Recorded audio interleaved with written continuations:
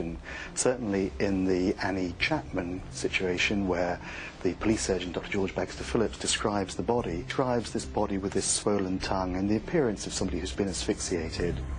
The myth that's grown around the Ripper centers on the way he mutilated his victims. But contrary to what most people assume, that was not the way he killed them. He strangled them first. I know from a lot of my work, it's actually quite hard to kill a victim using manual strangulation. Yeah. If you're talking about a purely asphyxial process, it takes time, it takes force. If they're not already dead from asphyxia, he's confirming it with a cut throat. And then, whilst they're on the ground, he then does the mutilations and what he's now become infamous for, the rippings. Absolutely. This phase is, in Laura's eyes, the Ripper's goal. He goes beyond the functional business of control and killing to doing those things which excite him and satisfy him. It tells you about, in terms of the signature, about his fantasy base. It tells you about the fact that he's deriving some form of pleasure. I would infer that it's something about anger, something about power and control. He didn't kill by cutting. He killed in order to cut. This part of what he did has been a source of grim fascination ever since the crimes were committed. It's also given rise to one of the great myths about the case. The idea that the perpetrator was a surgeon has refused to go away. It started with the doctor who performed Annie Chapman's post-mortem, who thought he saw signs of surgical training, but his theory had little support. Later doctors have disagreed with that, and Dr. Bond, who reviewed all of the post-mortems, and it was his view that this was somebody who didn't have any anatomical or surgical knowledge, nor even the knowledge that would have been obtained by working as a butcher or a horse slaughterer or the other things that would have gone on at that particular time. To Laura, the question of how skilled the Ripper was distracts from something far more important: the psychological drive it takes to inflict this much damage on another person. We look at it quite coldly. It's happened and we're being very matter-of-fact, but to kill someone actually takes an awful lot. Laura has spent years studying killers and what motivates them. Jack the Ripper struck more than 100 years ago, but she sees little difference between him and modern serial offenders. I've collected a large database of violent and serial offenders and then tracked them right back to their childhood to see what's gone on. Something that's traumatic, something, you know, around physical, emotional, sometimes psychological abuse, which has led them to become the person they are. Powerless people will always seek to take the power back, and I put Jack the Ripper in that bracket. Laura's experience tells her that the Ripper's cruelty had its roots in something he himself had suffered. The people of London in 1888 didn't have the luxury of an exile. There was a killer amongst them, different from anything they'd known, capable of striking at will. They had never heard the term serial killer, but they waited to see if he would strike again. They could not know that he would take his next 2 victims within the space of 1 hour.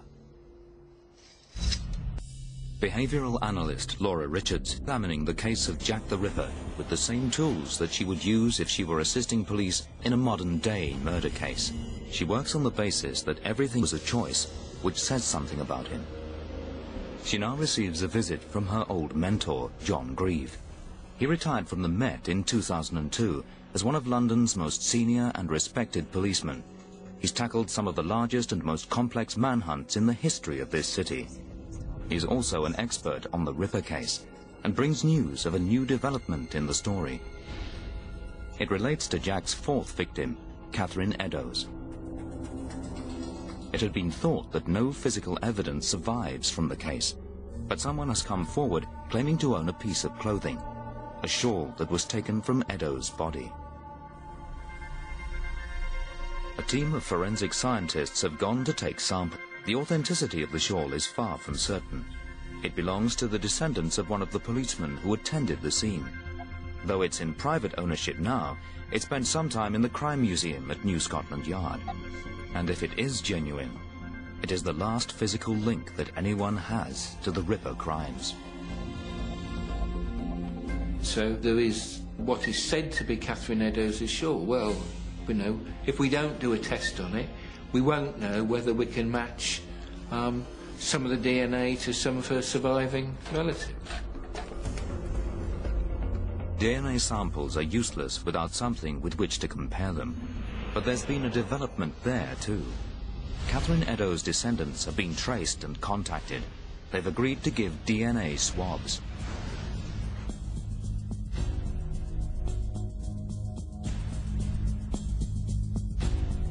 As long as that shawl has never been anywhere near the family, if you can just prove that distance, then you might be able to prove that that was in fact Catherine Eddowes' shawl. You don't know until you test it. If a link is established between Catherine Eddowes and the shawl, then any other genetic material will have to be recorded and preserved for use in any future investigation. This may be the last chance anyone has to get the DNA of the Ripper from one of his victims. Catherine Eddowes was killed on the 30th of September 1888. Ripperologists call that night the double event, because it also saw the death of another woman, Liz Stride. This was the most well-documented night of the Ripper's career. Using police records, witness statements, and testimony from the coroner's court, it's possible to construct a precise timeline of what happened where. Laura's going to pool her expertise with that of John Grieve. He's handled dozens of difficult police investigations. They're going to track Liz Stride and Catherine Eddowes through their final hours. At 8 o'clock on the morning of the 29th, Catherine Eddowes was seen leaving a pawnbroker's shop. She'd hocked a pair of work boots belonging to her partner, John Kelly. She got 2 shillings and 6pence, and she spent it all on food. That certainly tells me something about total poverty if you're having to sell your shoes. Well, how's he going to get his boots back to go back to work on Monday morning? Where's she going to get 2 and 6pence from? It's known that Catherine Eddowes worked as a prostitute, and she certainly got more money somehow, because she started drinking heavily. Police reports place her in Aldgate High Street at 6 o'clock. She's blind drunk, which renders her vulnerable, which again is a third time that that's actually happened across these particular cases. A mile away, Liz Stride had been drinking too. She was spotted at the Queen's Head public house and later at the bar of the Bricklayers Arms. There wasn't a great deal else for them to do, quite frankly, was there? Just drink and sex, and that's about it. Like Catherine, Elizabeth Stride was a prostitute. We know she was born in 1843 in Sweden, but much of her story is confused because Liz told lies about her past. She told me that she'd been married and that her husband died when the Princess Alice sank. It wasn't true. 8 p.m. and according to the custody records of Bishopsgate Police Station, Catherine Eddowes was arrested for being drunk and incapable. These two victims in the, almost parallel lives in the sense in a very similar geographic area, both sex workers, lots of people out that night. Why them? Liz Stride and I lived together as man and wife. She was a very quiet and sober woman. Witnesses who saw Liz Stride paint a different picture. At 11 p.m. she was seen in the doorway of a pub with an unidentified man. In fact, she was spotted with 3 different men over the course of the next couple of hours. At around 12:45, James Brown, a docker, was returning home when he saw Liz with a man about 5'7" tall, stocky, and wearing a long overcoat. He appeared to be standing in her way, and Brown, who would later identify Stride's body, heard her speak. Not tonight, but maybe some other night. You've got a series of descriptions of men. It could be a series of different men, it could be a series of